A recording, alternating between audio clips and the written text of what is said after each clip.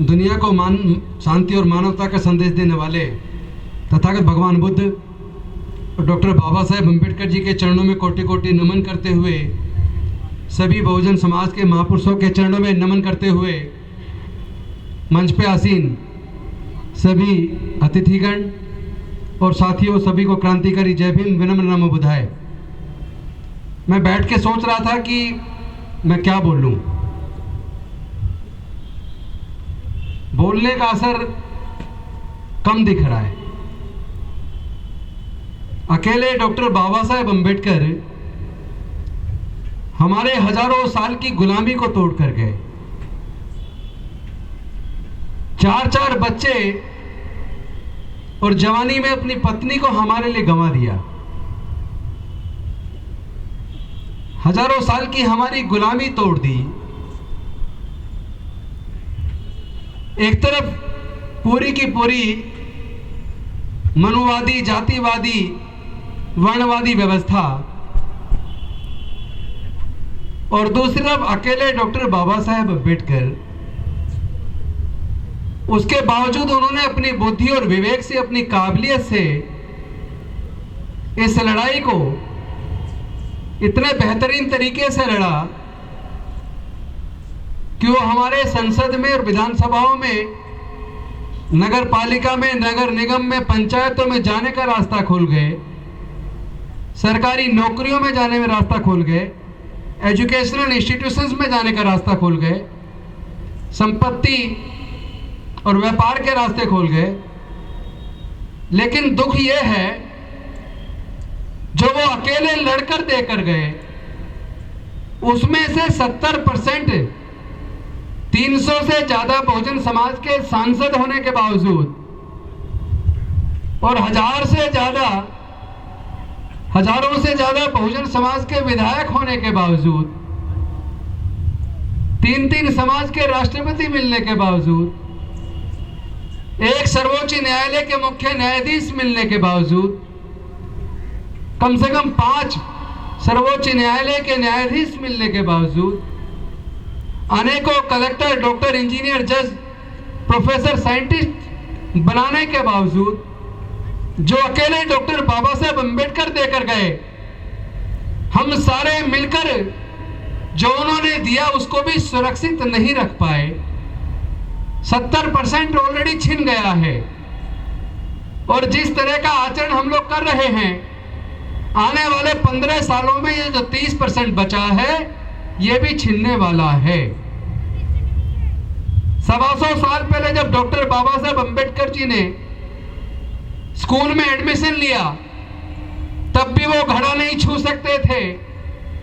और 125 साल बाद भी आज भी घड़ा छूने पर एक छोटे से बालक इंद्र मेघवाल की हत्या हो गई, मूंछ रखने पर हत्या हो रही है, मंदिर प्रवेश पर मूर्ति छूने पर हत्या हो रही है, घोड़ी पर बारात निकालने पर हमले हो रहे हैं।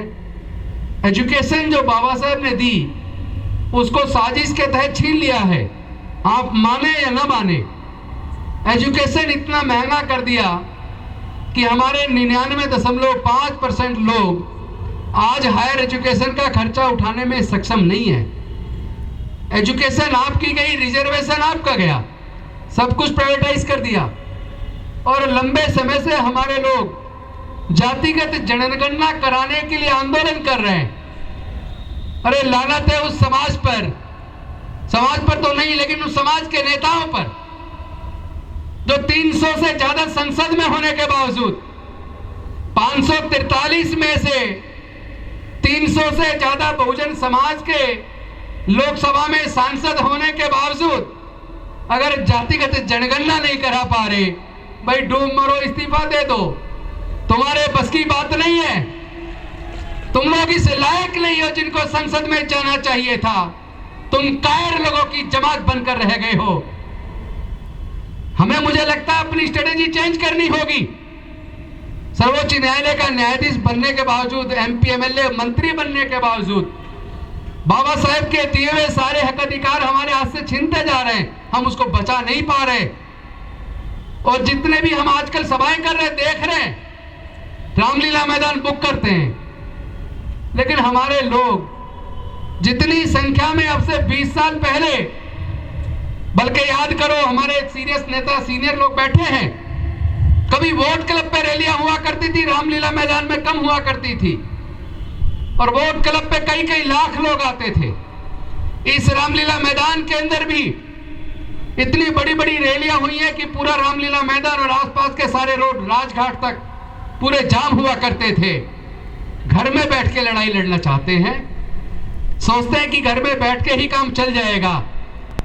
मुझे लगता है कि रणनीति बदलने की जरूरत है। ना संसद में जाने से समाधान हुआ, ना विधानसभा में जाने से समाधान हुआ, ना जज बनने से समाधान हुआ। सर्वोच्च न्यायालय के द्वारा जो जजमेंट आते हैं, अब तो कई बार उन जजमेंट के अंदर भी न्याय नजर नहीं आता। यानी कि लड़ाई का स्वरूप चेंज करना होगा। अब धरने प्रदर्शन और इस तरह की रैलियों की बजाय मुझे लगता है कि असली जो जगह है, तीर निशाने पे मारना होगा। जब जब आप तीर दाएं बाएं मारते हैं तो चोट सही जगह नहीं लगती। पहली बार 5 अक्टूबर को आपने सही जगह चोट मारी तो पूरे देश के अंदर नहीं, पूरे दुनिया के अंदर खलबली मच गई। इसका मतलब इनको तकलीफ किस चीज से होती है? इनको तकलीफ होती है ये जो सामाजिक व्यवस्था जो वर्ण के ऊपर और जाति के ऊपर आधारित है, जिस सामाजिक व्यवस्था में कोई जन्म से नीच और कोई जन्म से ऊंच है, जिस सामाजिक व्यवस्था में अंधविश्वास, पाखंडवाद और रूढ़िवादिता है, आपका असली हमला होगा। आप पाखंडवाद छोड़ दो, आप अंधविश्वास छोड़ दो, आप रूढ़िवाद छोड़ दो, आप वर्ण व्यवस्था को लात मार के बाहर आ जाओ। अपने बुजुर्गों की सांस्कृतिक विरासत में, बुद्ध के धम्म में जिस दिन आप सब वापस आ जाएंगे, आप बहुमत में आ जाएंगे। और बहुमत में कहने वाले लोग अल्पमत में आ जाएंगे। और बहुमत का राज होता है, अल्पमत का राज नहीं होता। आप राज को पाने की, सत्ता को पाने की बात तो कर रहे हो, लेकिन जो सत्ता में शीर्ष पदों पर बैठे हैं, जो देश के सारे प्राकृतिक संसाधनों के मालिक बनकर बैठे हैं, वो मुट्ठी भर लोग आखिर ताकतवर क्यों है?